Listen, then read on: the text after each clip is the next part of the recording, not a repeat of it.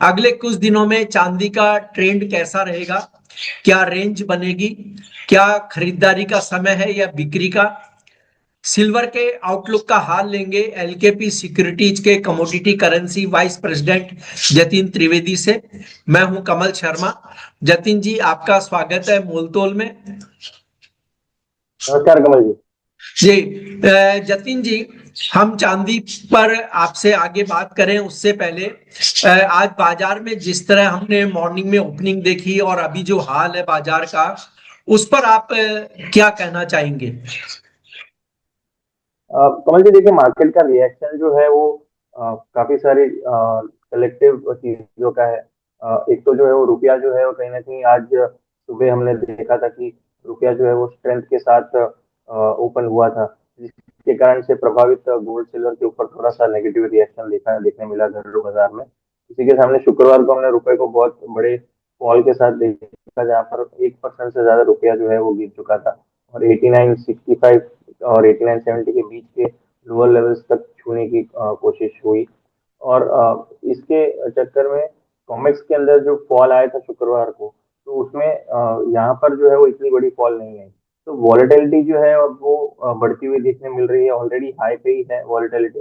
लेकिन एक दिन पॉजिटिव, दूसरे दिन नेगेटिव, सुबह को पॉजिटिव, शाम को नेगेटिव, ये वॉलेटिलिटी जो है वो अभी आग कर चलनी है मार्केट को।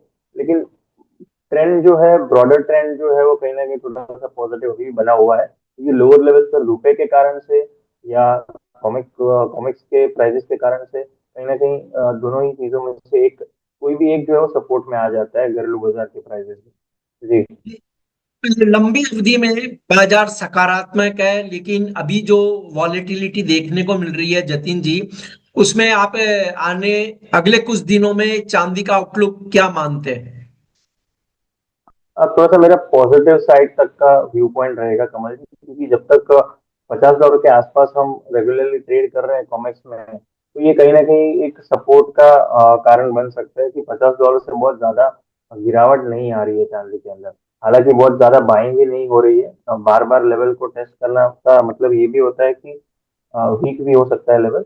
लेकिन लोअर लेवल पे कहीं ना कहीं 47 और $48 के बीच में जब आ जाता है, तो वहां से एक क्विक बाउंस बैक भी आ रहा है।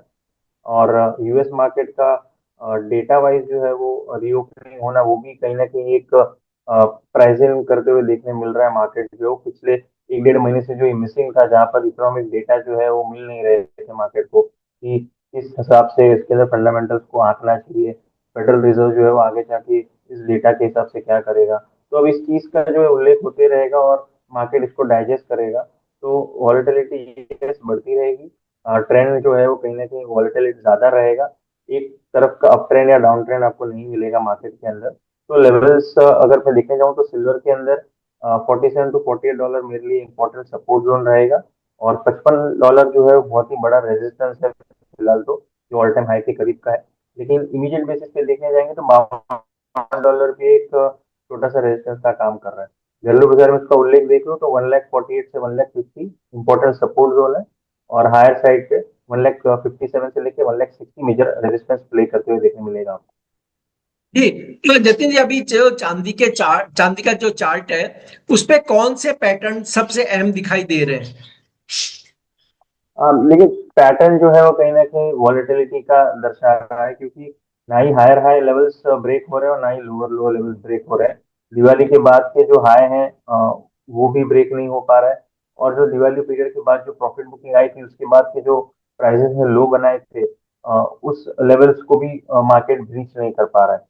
तो लेवल जहाँ पर वॉलेटिलिटी हाई है वो है 1,45,000 लोअर साइड पे ऑन द वीकर पॉइंट, और 1,65,000 हायर साइड पे ऑन द हायर साइड। तो इसके बीच में जो है वो कहीं ना कहीं 15,000 के बीच के अंदर जो सिल्वर है वो आपको फंसा हुआ देखने मिल सकता है। और हमने आई थिंक पहले भी बात की थी कि अब जो है वॉलेटिलिटी बढ़ती हुई दिखने मिलेगी।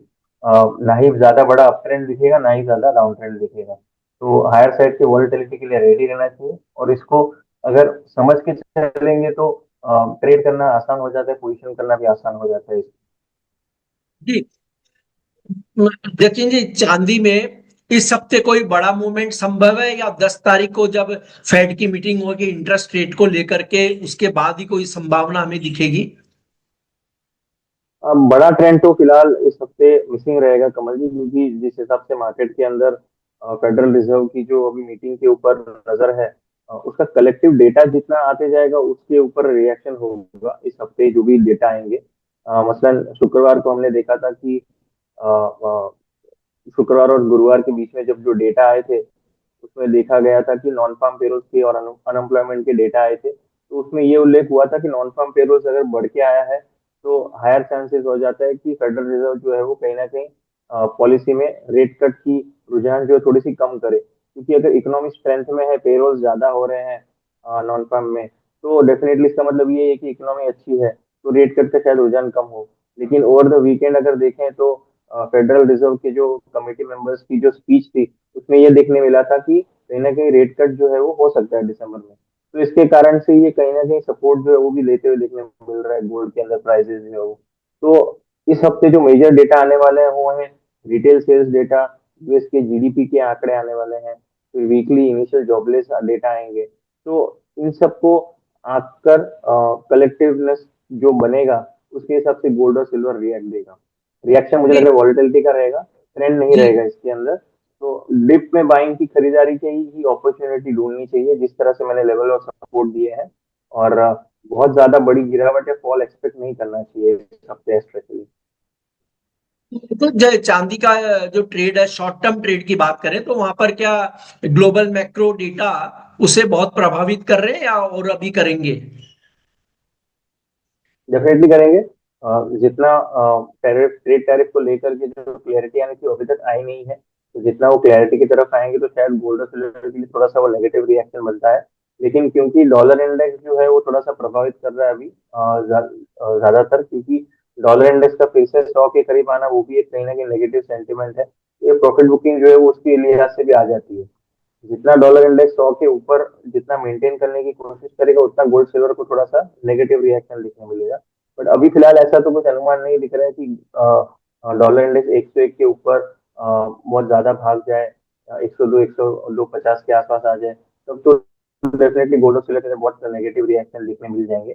लेकिन जब तक ये एक रेंज में फंसा है $100 के आसपास में, तब तक ये वॉलेटिलिटी बनी रह सकती है। तो ट्रेंड जो है वो यहाँ से डॉलर इंडेक्स आपको दिखाएगा कि गोल्ड और सिल्वर के ऊपर क्या असर हो सकती है आगे चलते हुए, और ग्लोबल कलेक्टिव इकोनॉमिक डेटा और ट्रेड डील्स को लेकर के किस तरह से रुझान बन रहा है वेस्टर्न और eastern part of the world में, उसका थोड़ा सा ध्यान रखना जरूरी है।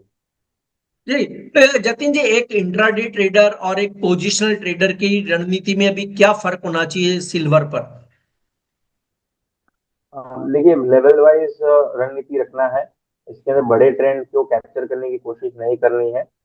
जो ट्रेड कैप्चर करने की कोशिश करनी है वो इंट्राडे ट्रेडर्स को ध्यान में रख के कि मार्केट अगर पॉजिटिव साइड का दिख रहा है तो डिप का वेट करना है, ना कि बड़ा जो कभी कोई भी ब्रेकआउट मिल जाता है वहां पर बाय करो। ये अभी ब्रेकआउट वाला ट्रेड या ब्रेकआउट वाला ट्रेंड नहीं है फिलहाल। जो अपने हमने जून से अगस्त तक जो देखा था कि जहाँ पर आप ब्रेकआउट में भी बाय कर लो तो अच्छी खासी रैली मिल जाएगी, वैसा वाला ट्रेंड नहीं है अभी। तो डिप पे बाइंग करने की अपॉर्चुनिटीज ढूंढनी है लेवल वाइज, जिस तरह से डिस्कशन होती है, जिस तरह से आप अगर चार्ट को फॉलो करते तो उसमें भी कोई भी लेवल अगर आप फॉलो करते तो उसके हिसाब से करनी है, और स्टॉप लॉस स्ट्रिक्टली फॉलो करना है।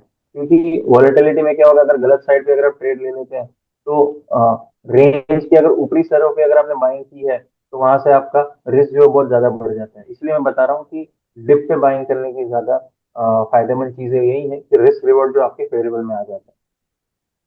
जी। और एफआईआई और बड़े फंड्स का सेंटिमेंट चांदी पर कैसा दिख रहा है? वैसे तो कमल जी अगर ओवरऑल देखें तो सभी लोग चांदी के अंदर लॉन्गर टर्म होराइजन के हिसाब से बुलिश है।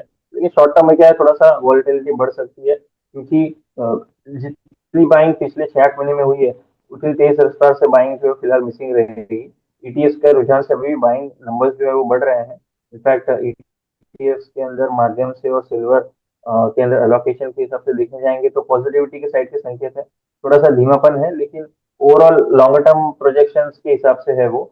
इमीडिएट बेसिस पे देखे जाएंगे तो थोड़ा सा मिक्स्ड रिएक्शन रह सकता है। तो इसीलिए मैं कह रहा हूँ कि रेंज को समझ के चलना है शॉर्ट टर्म ट्रेडर्स को। बड़े पैमाने पे अगर कोई लंबी अवधि के लिए अगर कुछ कर रहा है तो उसे ज्यादा डरने की जरूरत नहीं है। 10-15% का फॉल जब भी आता है तो उसके अंदर और निवेश के मौके ढूंढने हैं। जी। जतिन जी, अंतिम सवाल के आने वाले दिनों में कोई ऐसा इवेंट है जो सिल्वर में अचानक वॉलेटिलिटी बढ़ा सकता है?